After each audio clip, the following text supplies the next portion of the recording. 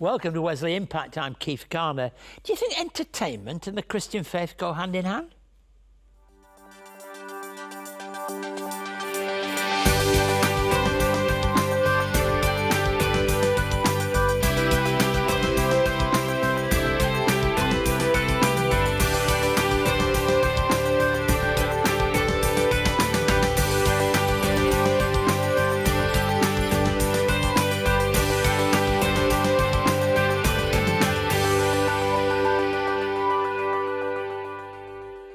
Well, it's wonderful to have you with us today for another episode of Wesley Impact.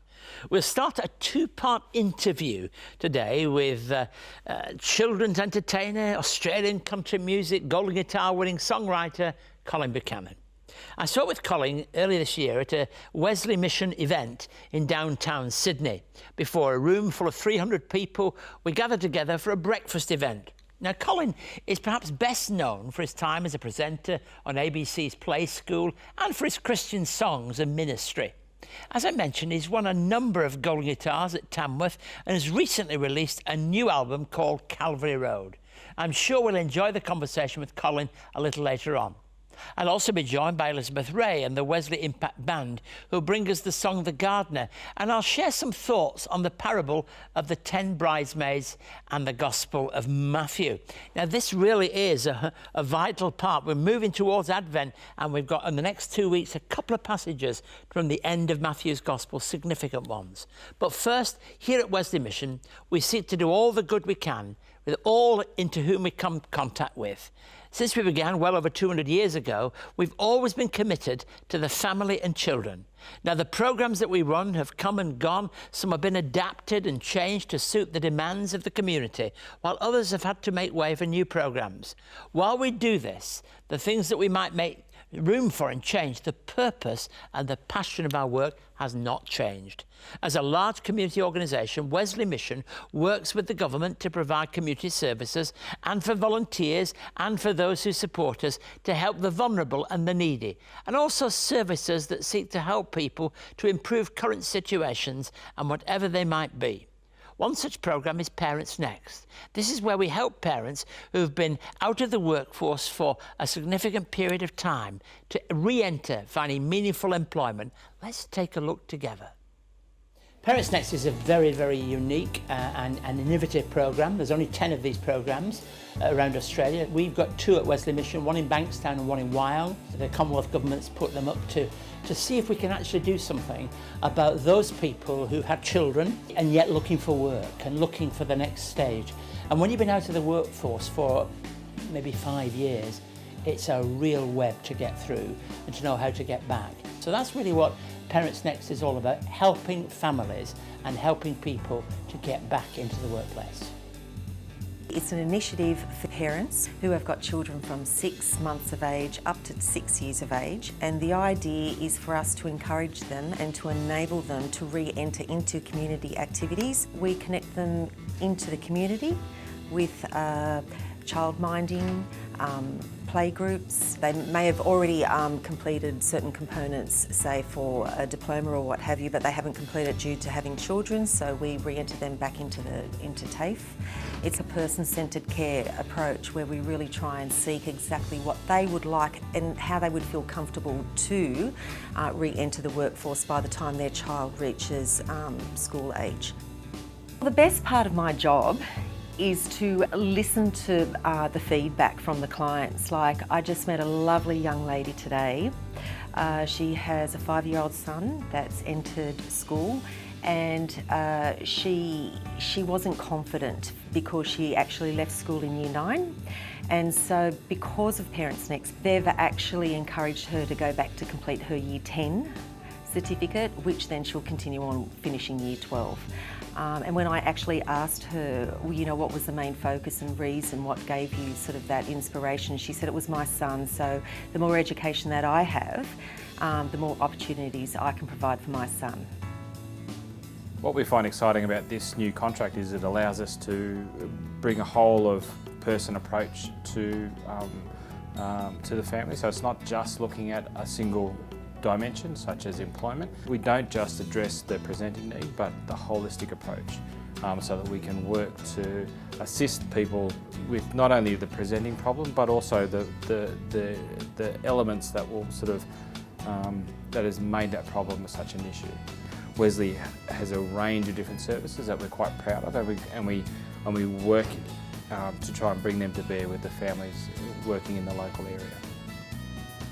I think one of the best things that parents get out of a program such as Parents Next is about the wholeness. It's not just about getting them employment, and it's not just about re-engaging them with the workforce, but it's about looking at how we can support them holistically with their life, with their family.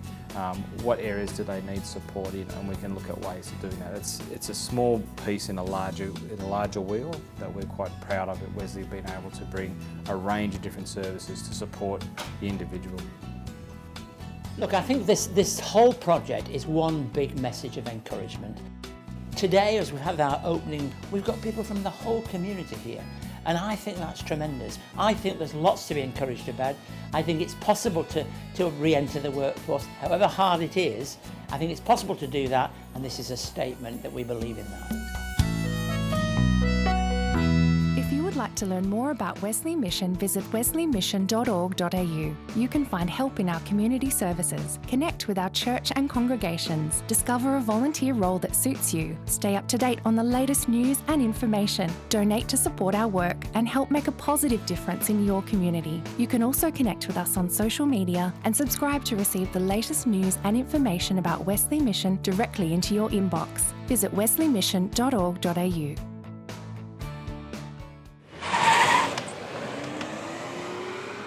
Sweetheart, we can only pick one. Pick your favourite. Look.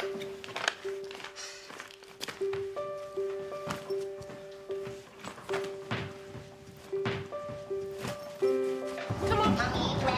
I don't know. Anywhere but here. For some, homelessness is safer than home. 17% of Australia's homeless are aged under 12. Donate today. As I often remind you, do visit our website if we can be of any help. And if you'd like to find out more about us or follow us on social media. Now, the details are on the screen now.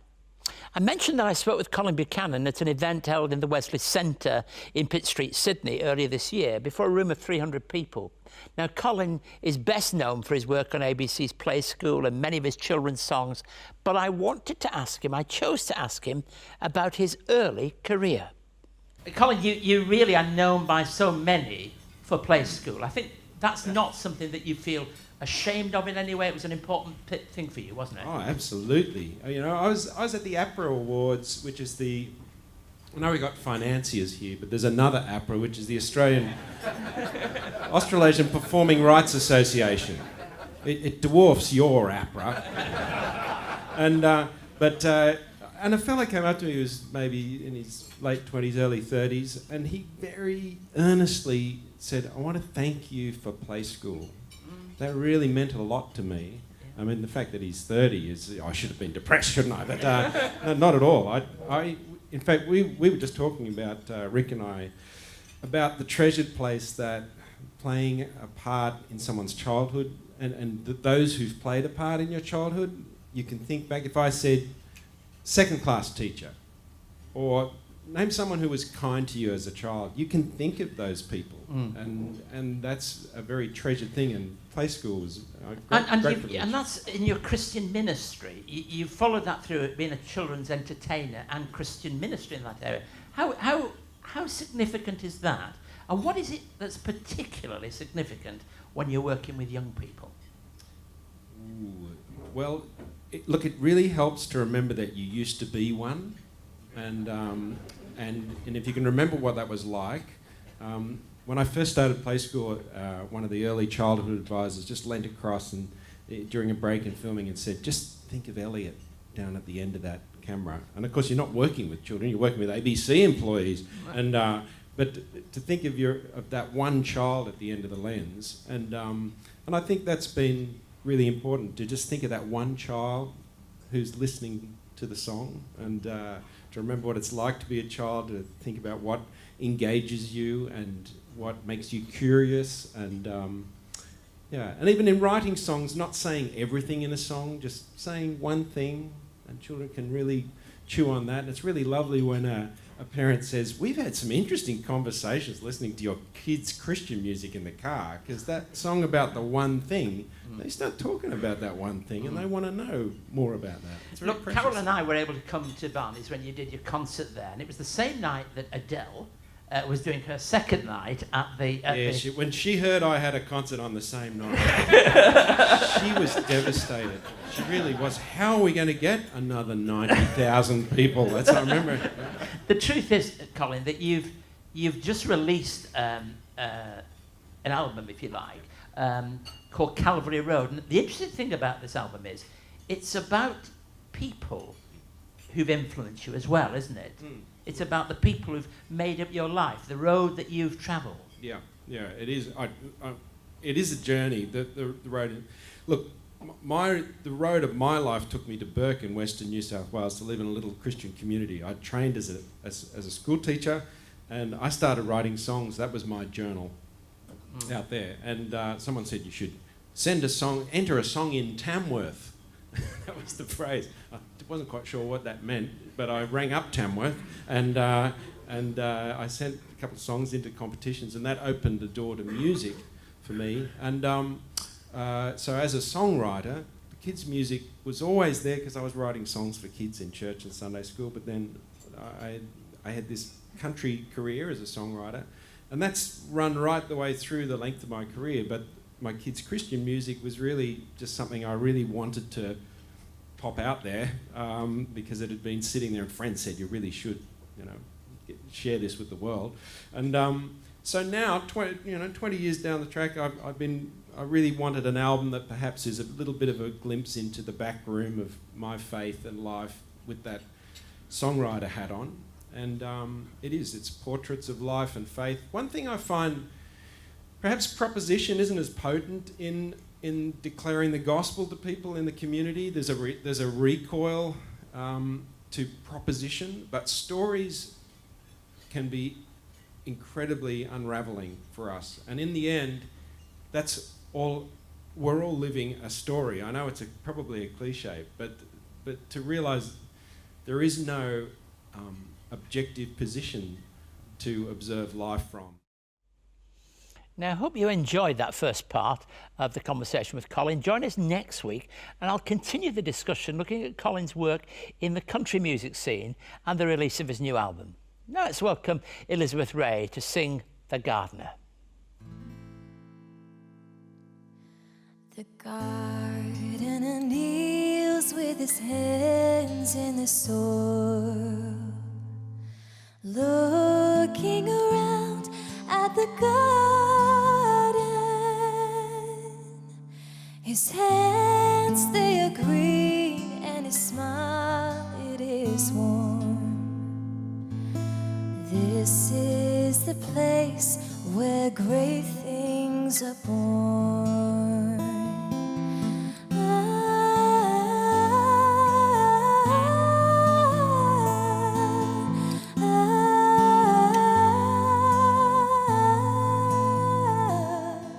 A seed far below where he kneels on the grounds begins to awake from its slumber, and in a few days it'll burst through the earth. This is the place where great things are born.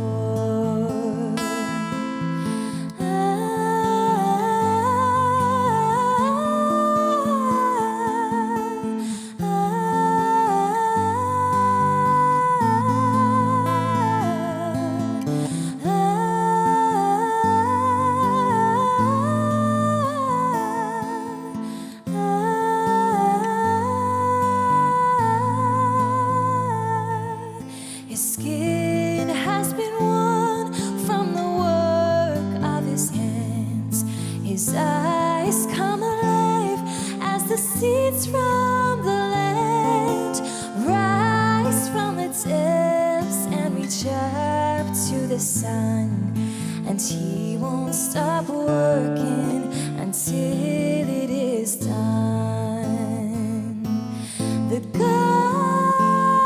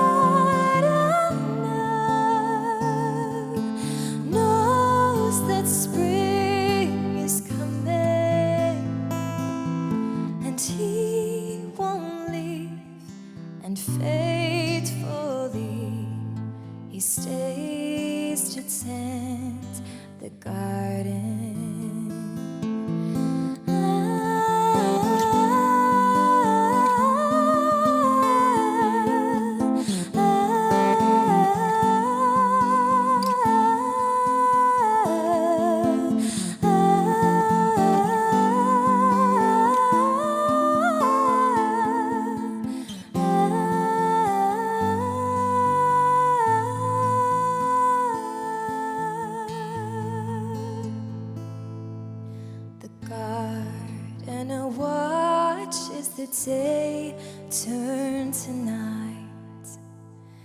His eyes full of pride in the golden light. He smiles 'cause he knows that tomorrow will bring a harvest of branches in bloom.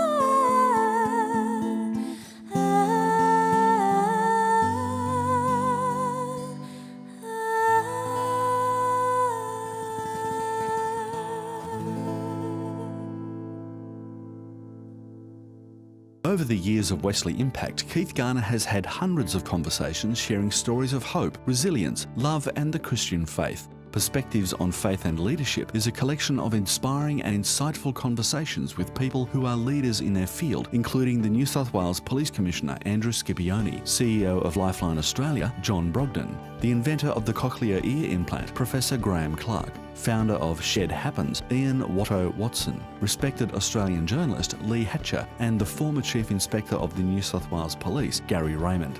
Each conversation shares a unique perspective on leadership and the achievements of notable community leaders, and collectively presents a broad cross-section of leadership styles that have brought positive social change. Perspectives on Faith and Leadership is the first instalment of a 3-part series and is available now from Wesley Mission. To find out more, contact Wesley Mission on 02 9263 5555 or email impacttv@wesleymission.org.au. Well, today I'm going to share with you the parable of the 10 bridesmaids, or the 10 virgins as sometimes it's called. Some understanding of a Jewish wedding might be helpful. It didn't take place over 2 hours or 3 hours, but a period of time, sometimes days. Now, I think that's important in trying to understand the nuances of a parable of this kind. Matthew chapter 25, 1 to 13. At that time, the kingdom of heaven will be like 10 virgins who took their lamps and went out to meet the bridegroom. 5 of them were foolish and 5 were wise. The foolish ones took their lamps but didn't take any oil with them. The wise ones, however, took oil in their lamps along with their lamps. The bridegroom was a long time in coming, and they all became drowsy and fell asleep. At midnight, the cry rang out, "Here's the bridegroom, come out to meet him." When all the virgins woke up and trimmed their lamps, the foolish ones said to the wise, "Give us some of your oil, our lamps are going out." "No," they replied, "there may not be enough for both of us and you. Instead, go to those who sell oil and buy some for yourselves." But while they were on their way to buy the oil, the bridegroom arrived. The virgins who were ready went in with them to the wedding banquet, and the door was shut. Later the others came. "Lord, Lord," they said, "open the door for us." But he replied, "Truly I tell you, I don't know you. Therefore keep watch, because you don't know the day or the hour." Now, this parable is a powerful one. And the whole basis of this parable is between the comparing of the wise and the foolish. The 5 foolish bridesmaids had no oil for their lamps. They got their nice lamps, but no oil for them. Now, the wise bridesmaids had spare flasks of oil. It had a context that really, I think, as we start to move towards Advent and we start thinking about end times, it has a context in relation to the coming of Jesus. It seems to me that that's really one of the things that it's about. Here comes the bridegroom, come out to meet him. And being ready. Being ready is, of course, the overriding theme of this particular parable. Being ready is so very important. I know some people who are never ready. No matter what you do, their time never fits in. They're never ready for what's required of them. Now, the wise couldn't share. And the reason they couldn't share was not because they wanted to be mean. They knew very well that if they shared what they got, neither of them would be ready for the bridegroom. The foolish went out to buy more at the advice of the wise. And of course, while they were away buying oil for that replacement oil that was so necessary, they were locked out. Now we're told that we're locked out, and it's a powerful end to the parable, really. Later the others came and said, Lord, Lord, open the door to us. But he replied, truly I tell you, I don't know you. Now, you could see this parable as feeling very cruel almost. But the point of parables is not every little detail. It's one overriding message. And if I was to read that out, and as a group of us sat down and we were to write down just in a sentence what the parable is all about, I'm sure it wouldn't be long before some of us decided our attention should focus on that thought of being ready. Being ready. Being ready for Jesus Christ when he comes in his kingdom. Being ready for the challenges of life. Being ready for things that might be presented to us and might make all the difference to the way we live our lives. I mean, where do you and I stand? Are we the wise? Are we giving ourselves to the attention of being ready for whatever lies ahead? Or are we foolish? And we may be foolish. Are we foolish in the sense that we are so concerned about having the right lamp there that we forgot we needed the spare oil to be able to fill it at that moment when it's necessary? Well, that difference is there. In our own lives, those two features and factors may occur. And Jesus challenges every one of us in this parable to be ready. To be ready for the kingdom of God. The great message of Matthew's gospel is the kingdom of God. To be ready for the kingdom he brings. To be ready in the circumstances of life that are ours. So often we have guests on this show who talk about their lives and reflect upon them. So often we tell stories about our work, and being ready is an important component in those stories. Being ready at the right time, at the right moment. For Colin, it meant going off and going out back beyond Burke, as we say, so that he could be ready for the opportunities that might lie ahead for him. I wonder what it has to say to you today. I wonder where you find yourself. Are you with the 5 who are eager and ready? Or are you sadly with the 5 who are foolish and unready for what it is that God is asking for us?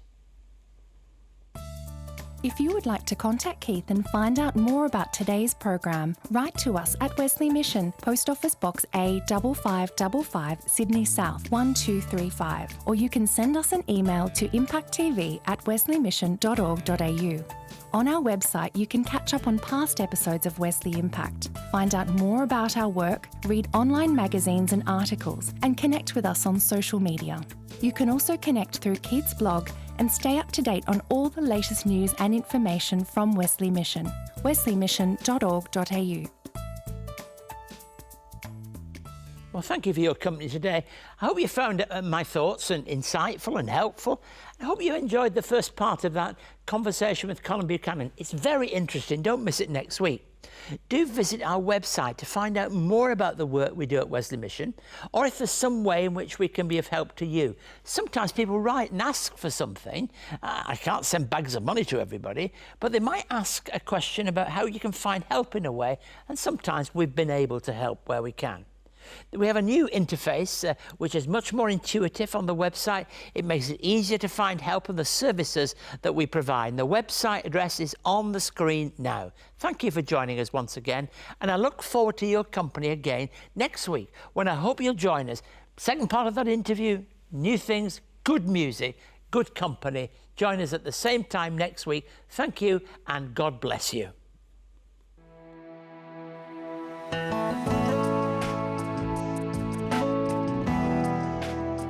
Wesley Mission provides more than 800 home care packages each year to families and individuals. To find out more, visit wesleymission.org.au.